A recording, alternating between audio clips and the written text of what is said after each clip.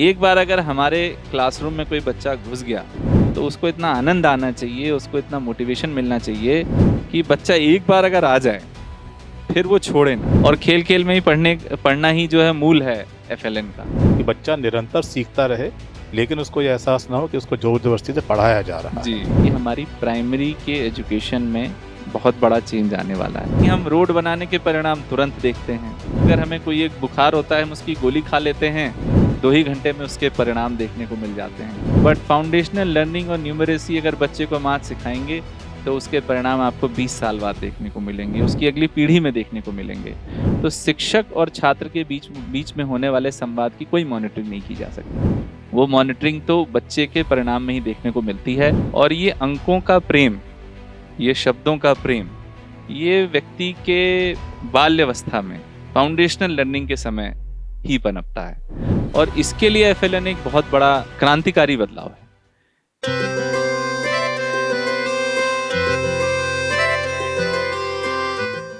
नमस्कार साथियों, बुनियादी कदम शिक्षा के नए रास्ते, आरंभिक शिक्षा पर आधारित पॉडकास्ट सीरीज के इस प्रथम एपिसोड में आप सभी का स्वागत है। साथियों, हम सभी जानते हैं कि किसी के व्यक्तित्व को गढ़ने में, बढ़ने में, उसको आकार देने में आरंभिक शिक्षा का, आरंभिक वर्षों का बहुत अधिक महत्वपूर्ण योगदान होता है। आज हमारे बीच में शिक्षा की अवधारणा को स्पष्ट करने के लिए, खासतौर से जो बेसिक एजुकेशन है उसको स्पष्ट करने के लिए हमारे बीच में जिले के कलेक्टर श्री प्रियंक मिश्र मौजूद हैं। सर, आपका बहुत बहुत स्वागत है। सर, धन्यवाद। कलेक्टर साहब ने न केवल कुशल प्रशासक के रूप में अपनी एक छवि बनाई है, बल्कि उसके साथ साथ शिक्षा के क्षेत्र में निरंतर नवाचार किए हैं। प्रारंभिक शिक्षा को लेकर सर के मन में निरंतर एक प्रयास रहा है कि इसको कैसे बेहतर बना सकें।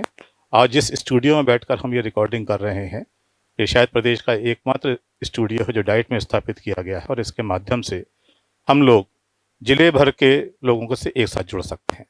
ऐसे नवाचार सर निरंतर करते रहे हैं। तो आज हम सर का स्वागत करते हुए सर से ही जानना चाहेंगे कि आरंभिक शिक्षा को लेकर आपका सर सोच क्या है।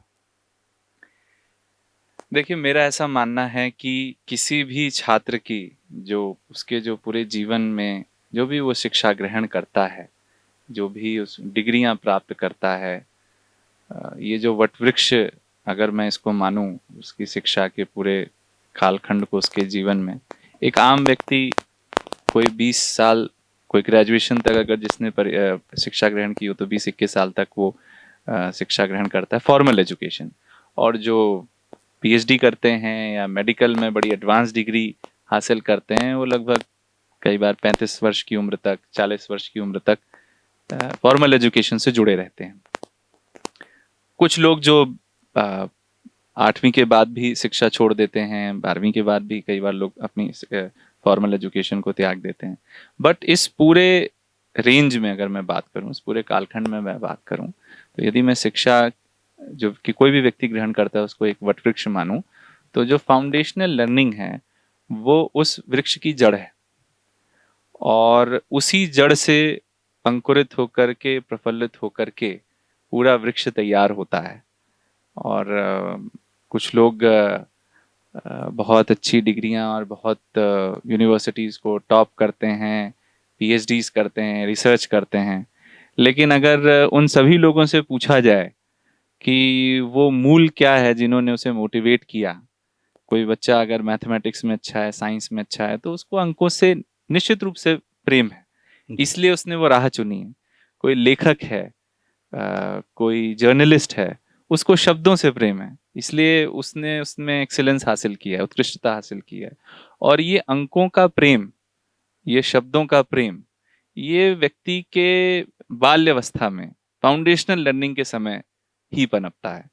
तो फाउंडेशनल लर्निंग और न्यूमरेसी, ये जो FLN का जो ये नया सिद्धांत राष्ट्र नई शिक्षा नीति के तहत पूरे देश में लागू किया गया है, इसके पीछे की जो सोच है वो ये है कि हम बच्चे को अंकों से और शब्दों से इस प्रकार उसको एक्सपोज करें, उसकी उसकी प्रारंभिक शिक्षा को बढ़ाएं कि उसे इससे प्रेम हो, उसके ऊपर बोझ ना लगे।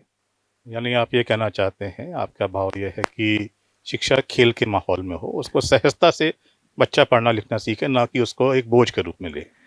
बिल्कुल। मैं भी जब अपना बचपन याद करता हूँ और मैं ये मुझे एक इस बात पे किस्सा याद आया। मेरी बहुत पुरानी एक मेमोरी है दिमाग में कि शायद मैं केजी में रहा हूँगा और घर पे मैं अपना कोई होमवर्क कर रहा हूँगा, गृह कार्य कर रहा हूँगा, और मैंने जो है सी अक्षर में कहीं अपने होमवर्क की क्लास में पेंसिल से मैं बना रहा था, और वो मैंने कुछ टेढ़ा मेढ़ा बनाया था। तो पीछे से मेरी शायद माताजी ने आकर के वो मेरा अक्षर देखा और उन्होंने कहा कि नहीं, इसको ऐसे नहीं, इसको ऐसे और सुंदर बनाया जा सकता है। तो मुझे वो मेमोरी आज भी याद है, और मैं ये बात कर रहा हूँ लगभग शायद कुछ नहीं तो 30 वर्ष पुरानी, 30-32 वर्ष पुरानी।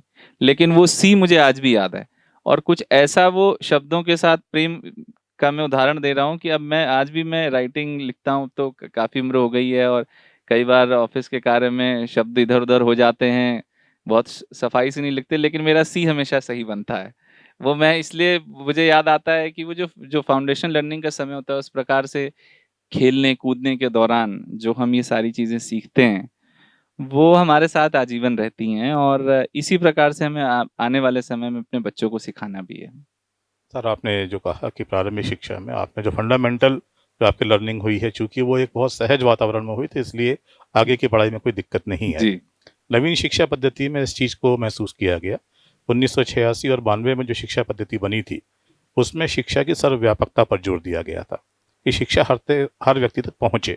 और 2020 में जो नवीन शिक्षा नीति बनी है, उसमें शिक्षा की गुणवत्ता पर ध्यान दिया गया है।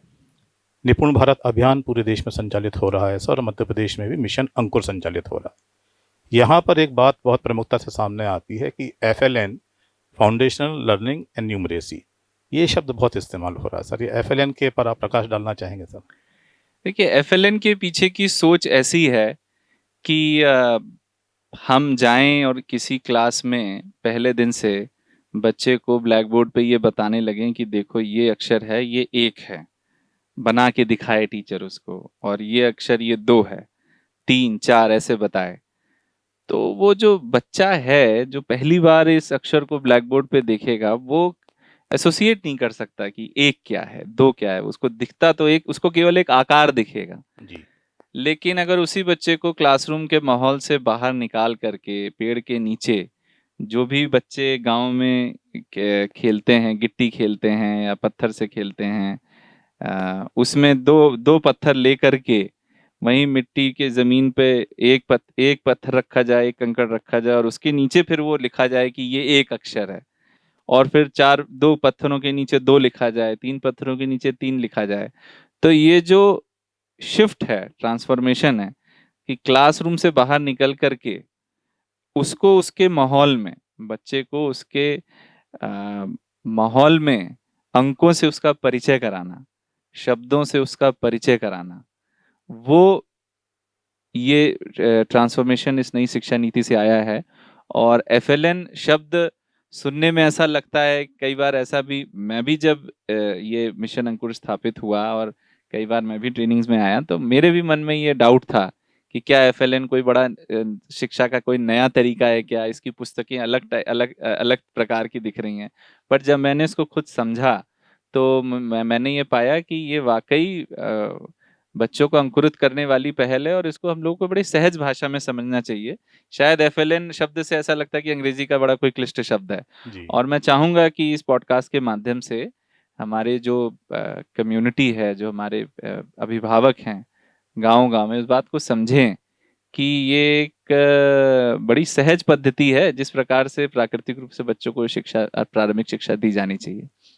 ज़्यादा प्रचलित नाम FLN ही है सर, लेकिन इसको बुनियादी साक्षरता एवं संख्यात्मक ज्ञान जी, जी, जो आप कह रहे हैं, और इस पॉडकास्ट सीरीज का उद्देश्य भी यही है कि क्योंकि FLN की पूरी अवधारणा में न केवल शिक्षक का और क्लासरूम का महत्व है, बल्कि उतना ही महत्व उसके परिवेश का भी है और उसके घर पर जाने का भी है। इसी उद्देश्य से जिले के हर स्कूल में FLN मेले लगाया गया, जहाँ पर पालकों को बुलाया गया और उनसे इंटरेक्शन किया गया। सर, एक बार और पूछना चाहेंगे आपसे कि आपके अनुसार FLN को मजबूत करने से विद्यार्थी के अधिगम परिणामों में किस प्रकार से सकारात्मक सुधार आ सकते हैं? बहुत सुधार आएंगे। मैं जब कई बार प्राइमरी से जो लोग आगे बढ़ चुके होते हैं, छठी, सातवीं, आठवीं के बच्चों की अगर मैं बात करूं, उनसे जब मैं मिलता हूं, कई बार अपने शासकीय स्कूलों में भी मिलता हूं, और कुछ बच्चों में जब मैं 6, 7, 8 के भी बच्चों में जो संख्या के प्रति और शब्दों के प्रति जो मैं कमियां महसूस करता हूं, तो एक आम रिस्पॉन्स ये होता है कि टीचर ने अच्छे से पढ़ाया नहीं। बट एक कारण है जिसकी वजह से हम प्राइमरी की शिक्षा को प्राइमरी कहते हैं, प्रारंभिक शिक्षा कहते हैं, क्योंकि वो वास्तव में प्रारंभिक होती है, वो वास्तव में फाउंडेशनल होती है। उसमें जो गलती एक बार किसी छात्र के साथ, छात्रा के साथ हो जाती है, वो फिर उसके सेकेंडरी एजुकेशन में, उसके डिग्री कॉलेज तक वो चला जाए, आगे बढ़ जाए, हर जगह वो रहती है, हर जगह वो कमी बनी रहती है। तो सबसे बड़ा सकारात्मक परिणाम तो ये होने वाला है कि जो हमारी प्रारंभिक शिक्षा है उसकी गुणवत्ता में बहुत सुधार होने वाला है। प्रारंभिक से पहले तो अब तो हम उससे भी पहले जा रहे हैं। हम बाल वाटिका बना रहे हैं, जो प्री प्राइमरी एजुकेशन जिसको जिसे हम कहते हैं, उसके लिए हम अपनी आंगनवाड़ी को भी तैयार कर रहे हैं।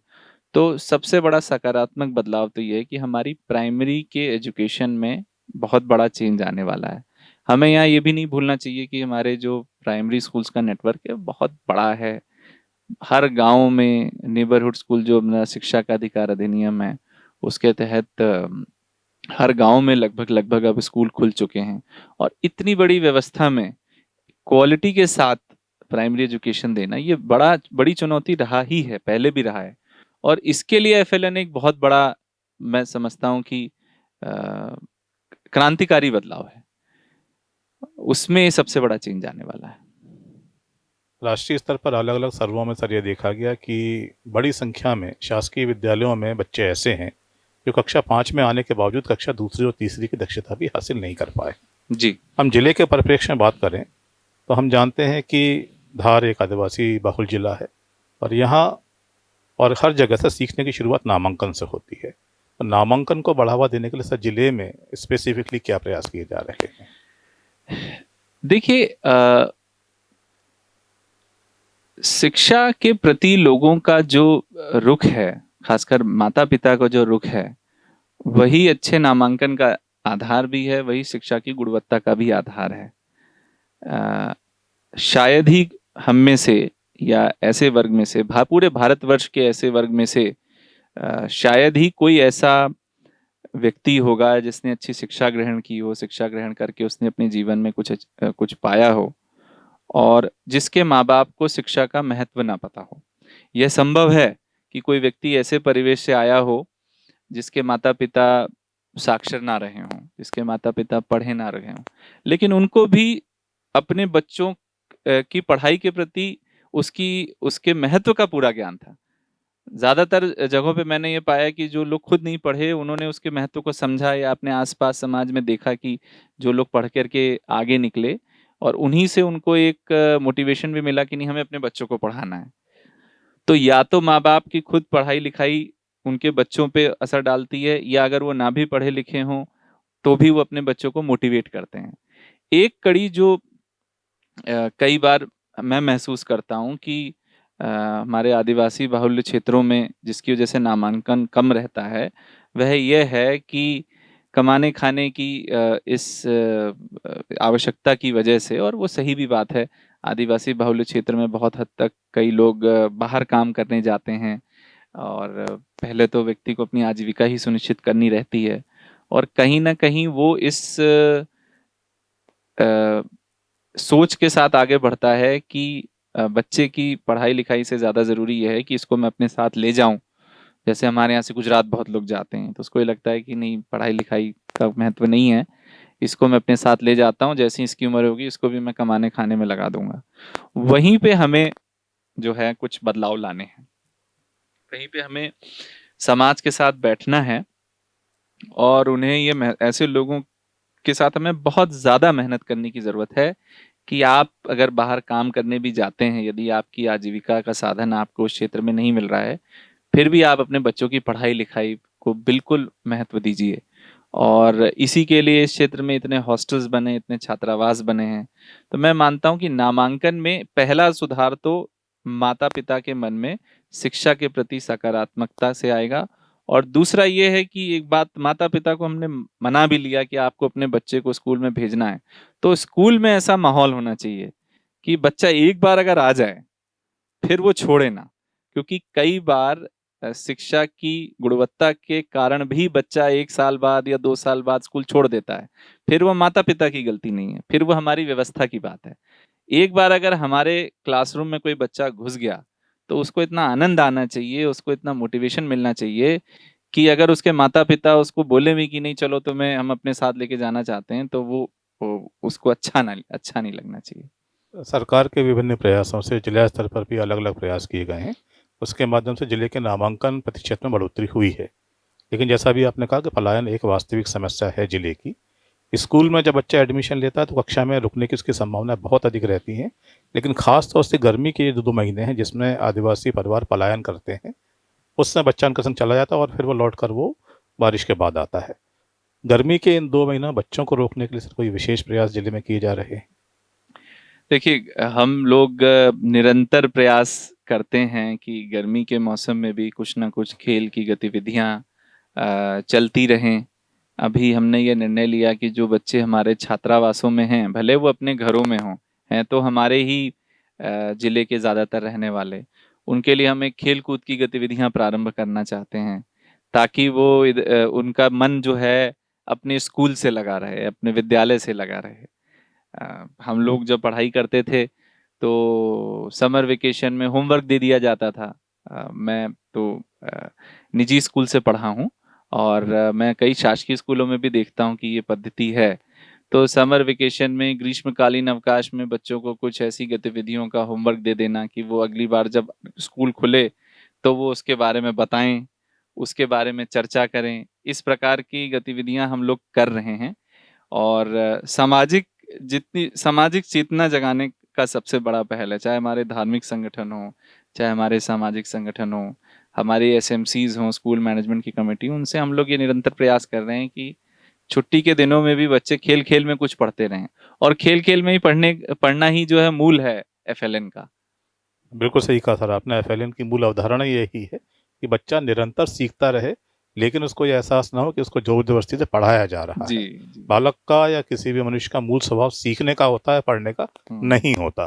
उसको इस भाव से पढ़ाना कि या उसको सिखाना कि उसको बोझ ना लगे, यही एफएलएन की मूल अवधारणा है। सर, चल हमारे शिक्षकों, अभिभावकों, पेरेंट्स और समुदाय के नेताओं को कोई संदेश देना चाहेंगे सर? देखिए, मैं सभी को बस ये संदेश देना चाहता हूँ कि हमारा देश बहुत तेज गति से प्रगति कर रहा है। हमारा देश युवाओं का देश है, और आने वाले समय में तो जनसंख्या के भी दृष्टिकोण से सबसे बड़ा देश बन के उभर रहा है, और उसमें भी युवा ही सबसे ज्यादा हैं। हम ये पाते हैं कि हमारे देश ने जो प्रगति की है, सड़कें बहुत बन गई हैं, हाईवेज बहुत बन गए हैं, अ, सिंचाई में बहुत वृद्धि हुई है, जिसकी वजह से लोग खेती किसानी बहुत करने लगे हैं, आय में भी बहुत वृद्धि हो रही है। स्वास्थ्य की भी मैं अगर बात करूं तो स्वास्थ्य में भी बहुत बदलाव आया है। अब गांव-गांव तक लोगों के टेस्ट भी होने लगे हैं। ऐसी ऐसी बीमारियों के टेस्ट गांव में होने लगे हैं, जिसके लिए लोगों को पहले सैकड़ों किलोमीटर दूर चल के बड़े किसी शहर में जाना पड़ता था। स्वच्छता में भी बहुत बदलाव आया है। जो भी समस्याएं रहीं हमारे समाज की, उसमें हर हर पहलू पे बहुत बदलाव आया है। लेकिन शिक्षा एक अभी भी ऐसा मैं अंग मानता हूँ, उसमें हम लोग सभी लोग उसके जवाबदार हैं। हमारी तो बहुत बड़ी जवाबदेही है प्रशासन में होने की वजह से। लेकिन शिक्षा के साथ क्या होता है कि आज आप अगर अच्छी शिक्षा देंगे, उसके परिणाम आपको 10 साल बाद, 20 साल बाद देखने को मिलते हैं। रोड अगर आज किसी पंचायत में बननी है, आज आज आज रोड का राशि स्वीकृत होगी और महीने भर बाद रोड दिखने लगेगी। तो कहीं ना कहीं हम रोड बनाने के परिणाम तुरंत देखते हैं। स्वास्थ्य में अगर हमें कोई एक बुखार होता है, हम उसकी गोली खा लेते हैं, तो हमें 2 ही घंटे में उसके परिणाम देखने को मिल जाते हैं। बट फाउंडेशनल लर्निंग और न्यूमरेसी अगर बच्चे को हम आज सिखाएंगे, तो उसके परिणाम आपको 20 साल बाद देखने को मिलेंगे, उसकी अगली पीढ़ी में देखने को मिलेंगे। और ऐसे दीर्घकालिक जिसमें परिणाम देखने को मिलें, वो तभी संभव है जब सामाजिक चेतना में परिवर्तन आए। तो मेरा पूरे समुदाय से, हमारे जनप्रतिनिधियों से, हमारी मीडिया से यह मेरा कहना है कि कई बार हम लोग स्कूलों के इंफ्रास्ट्रक्चर की बहुत बात करते हैं कि स्कूल में कक्ष कितने हैं या स्कूल में ब्लैक बोर्ड है कि नहीं। मैं मानता हूँ कि ये सारी ज़रूरी है, बट हम बहुत बड़ा, बहुत विशाल और बहुत अच्छा स्कूल अगर बना भी दें, तो शिक्षक और छात्र के बीच बीच में होने वाले संवाद की कोई मॉनिटरिंग नहीं की जा सकती। वो मॉनिटरिंग तो बच्चे के परिणाम में ही देखने को मिलती है, माँ-बाप के ध्यान देने से देखने को मिलती है, समय-समय पे जनप्रतिनिधियों के जाने से देखने को मिलती है कि वो बात करें, वो पूछें। जब इस प्रकार का सोशल प्रेशर हमारे शिक्षा की पद्धति पे रहेगा, जब एक संकल्प होगा कि नहीं हमें इसे ठीक करना है, तो हम करके दिखाएँगे और ये बिना सबके सहयोग के संभव भी नहीं है। तो मेरा आप सभी से ये आग्रह है कि एफएलएन के इस पद्धति को आप लोग समझें। पढ़ के सीखने के बजाय सीख के पढ़ने की इस पद्धति को आप लोग समझें। मैं समझता हूँ बहुत ही जल्दी पूरे समाज में एक शिक्षा की क्रांति ये पद्धति लेकर के आ सकती है। बहुत बहुत धन्यवाद सर। एफएलएन क्यों जरूरी है, आरंभिक शिक्षा क्यों जरूरी है और इसके कैसे सकारात्मक परिणाम विद्यार्थी के आगामी जीवन में देखने को मिल सकते हैं और शिक्षा के पूरे परिदृश्य में किस प्रकार सकारात्मक परिवर्तन आ सकते हैं, इस विषय पर अभी हमने चर्चा करी धार जिले के कलेक्टर श्री प्रियंक मिश्रा जी से, जो जिला मिशन संचालक भी हैं। बुनियादी कदम शिक्षा के नए रास्ते पॉडकास्ट सीरीज का यह पहला एपिसोड है। एफएलएन के अलग अलग पहलुओं को लेकर हम आपके सामने दोबारा फिर आते रहेंगे। आपका बहुत बहुत धन्यवाद अपना समय देने के लिए, धन्यवाद और आपका। आप हमसे जुड़े रहें इसी आशा के साथ हम आपसे आज अभी विदा लेते हैं। धन्यवाद।